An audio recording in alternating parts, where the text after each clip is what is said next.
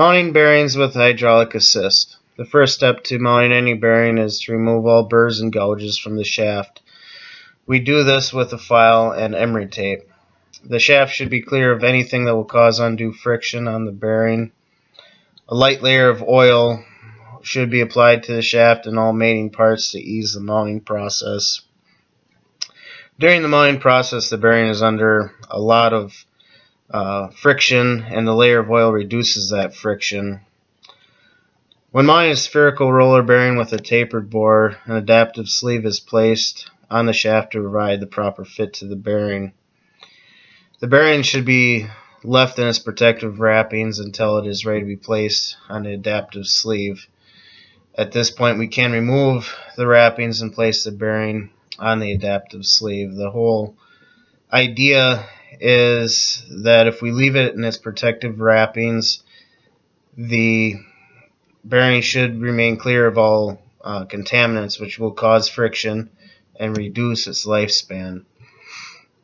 Once the bearing is in place on the adaptive sleeve, we need to check the clearance between the bearing and the bearings and the outer race with a feeler gauge.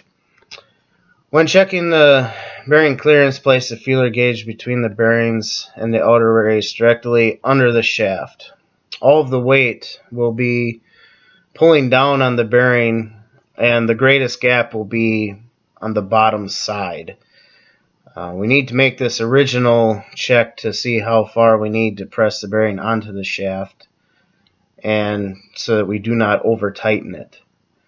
The next step is to screw on the hydraulic nut.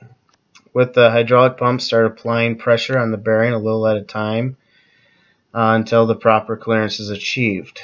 The proper clearance should be 5/1000ths of an inch or slightly less. It's very important to have the proper clearance in the bearing, or it will not function properly. If the bearing is tightened too much, it will be ruined and fail.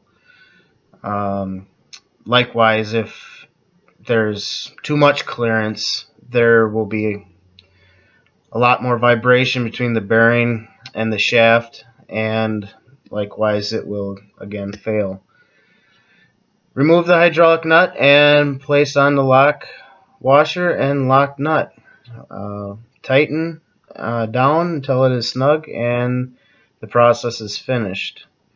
Most bearing failure is due to improper handling and installation of the bearing.